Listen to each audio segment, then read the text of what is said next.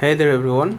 So this time I'll be reviewing one of my all-time favorite graphic novels, and this is the V for Vendetta, and this is the Absolute V for Vendetta. So in case you don't know, there is a series of Absolute books, Absolute a series of editions called Absolute editions for lots of famous books.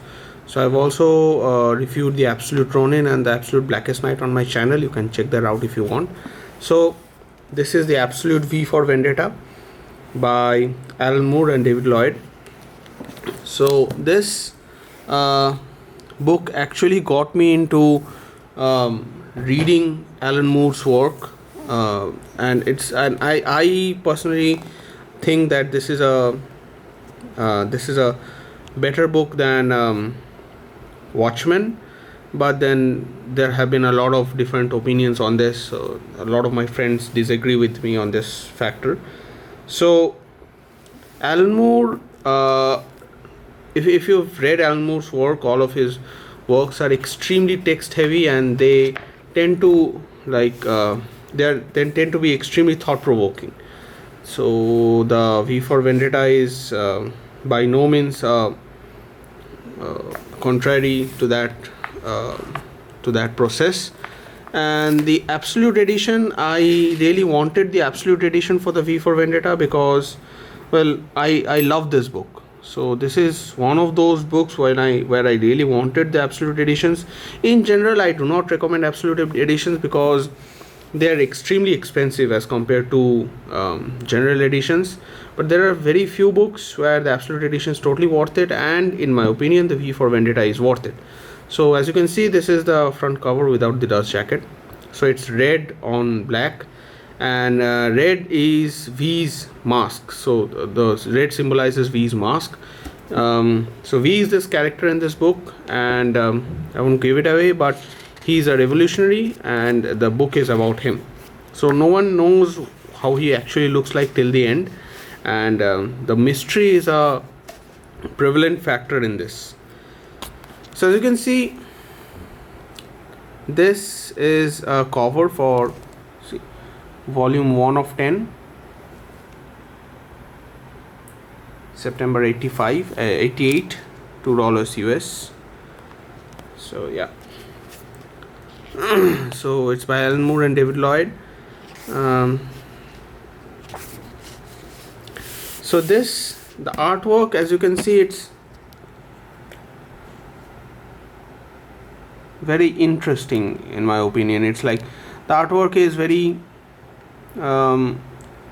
it's watery, but in a sense it's supposed to be like this because the story is the setting for this story is a depression era, I would say, and so in my opinion the artwork really goes on to reflect that. Now there have been lots of people who have said that the V for Vendetta's artwork does not translate well into the Absolute edition because it takes out, like, for example, if you can, I'll try to focus it here to tell you what I mean. So what they say is the watercolor in these sections do not translate well into the bigger pages, and it sort of focuses out, so it loses its vibrancy in their opinion. But I think that the artwork translates really well, because this is, in my mind at least, this is exactly how the artwork is supposed to look, considering the era which this book portrays. It's a heavily psychological book, and so V is a kind of a revolutionary. So that the masked guy was V. I'm sure I'll get more. Yeah, so this is V. That's a mask he's wearing. He does not take off the mask throughout the book. That is V, for example. So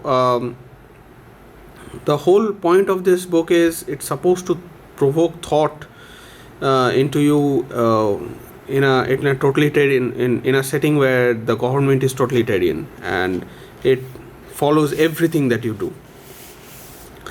kind of like 1984, but 1984 is how would I say, 1984 is more restricted. In this case, the government is not on that level, but yes, it is quite restricting. So that is V, and he fights with knives and so on. So as you can see the artwork, I think it goes very well.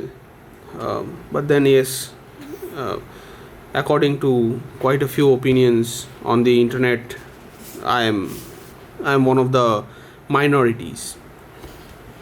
So yeah, so as you can see, this is not meant for children. It's a very mature read, and it deals with a lot of things that is supposed to make you uncomfortable, like most of Alan Moore's work.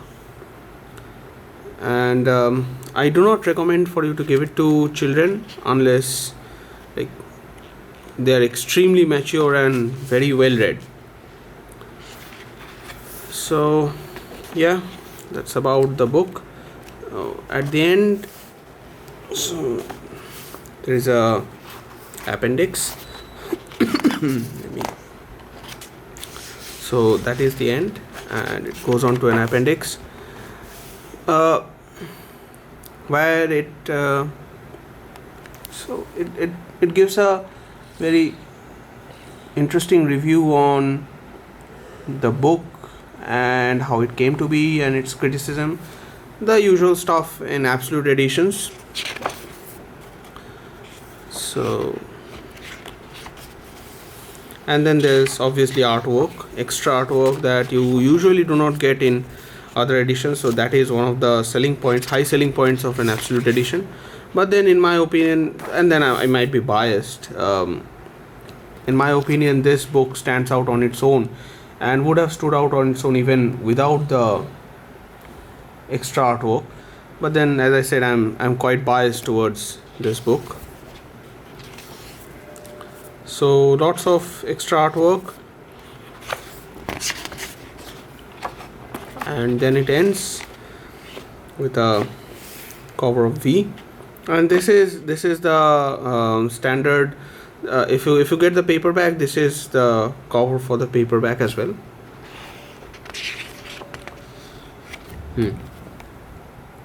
So it says that as well.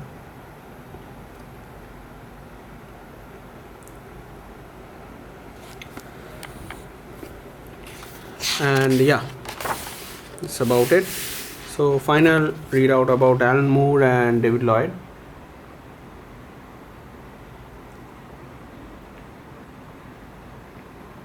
I was extremely fortunate to meet David Lloyd a few years back, wherein he came to India for a comic convention, and I got his autograph. But then I did not own this book by then, so I could not have this signed. Yeah, so that's about it. The Absolute V for Vendetta. The usual fare. In case you have any questions, any suggestions, feel free to comment below. And as always, happy reading.